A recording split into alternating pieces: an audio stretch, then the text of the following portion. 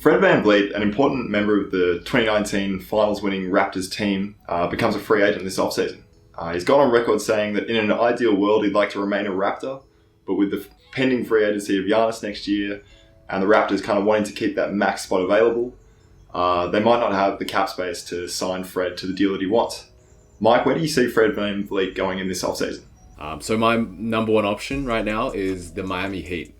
Right, they have 24 million cap this year and then 59 million cap next year. So they can still sign VanVleet to like a $20 million a year deal and still have a max slot open next year to try and get Giannis. So if I'm the Heat, I'm letting go of Dragic, right? Dragic is, on the older side. I think he's 34 now.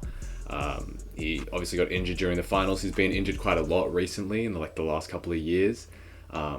And replacing Dragic with VanVleet, who's a more seasoned playoff performer, which is probably what the Heat will need if they want to, go, and try and win the finals, which is what they'll be doing. Yeah, for sure. I mean, you look at the way that the Heat is set up right now. Very similar to the 2019 Raptors. You got really strong two-way playing ability with Jimmy Butler. You can look at him in the mirror and you just see Kawhi. They're both the same person, in my opinion, except Jimmy's better. Yeah, and then you look at Bam Adebayo and Marc Gasol. You make that comparison. They're both really good defenders, pretty good rebounders, and they both know how to pass. There's been so many games this year where Bam Adebayo, VanVleet will work with this setup because it's very similar to Toronto. Their coach is really good as well. So yeah, it's a no-brainer. And as Mike said, if he goes to Miami, they'll still have a max spot available next year, which will make them insanely dominant. For me, if I'm Fred VanVleet, I'm going to try and work out a deal with the Raptors where you'll have to take a little bit less money this year, so maybe sign a 1 year or a short-term deal to stay at the Raptors, give them that max spot to kind of sign Giannis, but then Kyle Lowry only has a few more seasons left, kind of being a starting point guard in this league. And if, once Lowry retires or steps back, Fred VanVleet can move up into that starting point guard position for the Raptors, and then would earn that max deal potentially. And him and Siakam, they're both 26, kind of both entering their prime. I think, if you can keep that together, it's obviously a bit of a sacrifice for VanVleet at the moment. And, obviously always got that risk of injury. So it's a bit of you got to look after yourself. But if he does want to, look to the future and build, become the face of the Raptors, I don't see why he couldn't. But if he does choose to go elsewhere, the New York Knicks, Mike, I know you kind of dismissed them at the start of the video, but they're going to offer a lot more money. The Raptors can offer, especially. They've had a point guard problem since I can remember. Their best point guard in the past 15 years has been Stephon Marbury.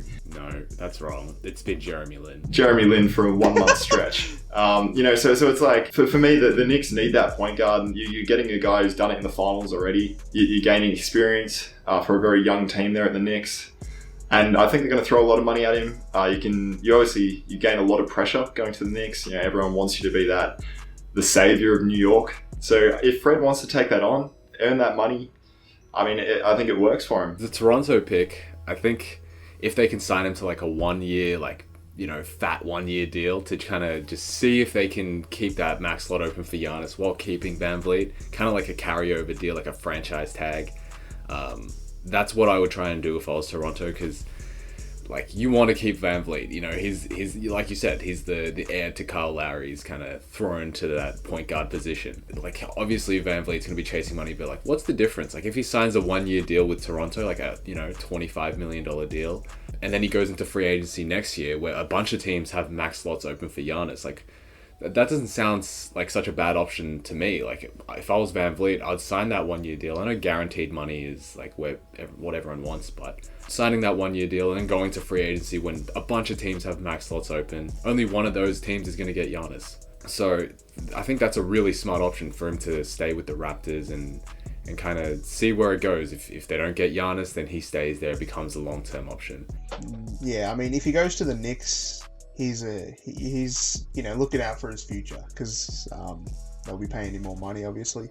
But if he's looking to win another ring, as Mike said, I think he should either stay or try to stay in Toronto or go to Miami. If he goes to Miami, I'm pretty sure in the next 5 years he's guaranteed another ring. I think another thing that we can think about with VanVleet is he is 26, like I said, And by the time his contract ends, if he signs a 4-year contract, he'll only be 30. So he'll still have a couple of years of his prime left, especially being a point guard. They have a little bit more longevity. They can just shoot threes for ages. If he signs to a crap team like the Knicks, then that might like bring his stock down. We've seen like a lot of decent players go to the Knicks, or just bad teams in general, and then they kind of destroy their kind of stock around the league. I don't know. I feel like that should be something he thinks about as well. Like if he goes to the Knicks and they're just ass forever, like they've been for a while, will that mean his next contract after this one is like way less? Whereas if he signs with a contender, his stock will stay high, and he can sign another big contract after the current one right now. So I think that's something VanVleet should be thinking about. Like, what's the implications for the next contract, not just the one right now. Yeah, I mean, it's all about planning for the future. So that was our take on where Fred Vanvleet should end up next year. Obviously, it's up to the man himself to make that decision. But let us know down in the comments below what you guys would do if you were Fred Vanvleet. Where would you go? Would you chase that money? Would you chase a ring? Do you stay with the Raptors? Let us know. Hey guys, cheers for making it to the end of the video. Really appreciate your time and listening to our opinions.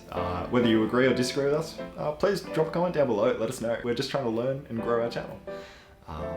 And talking to growing our channel, feel free to drop us a subscribe as well. Really help us grow, really get our name out there. Really appreciate it, guys.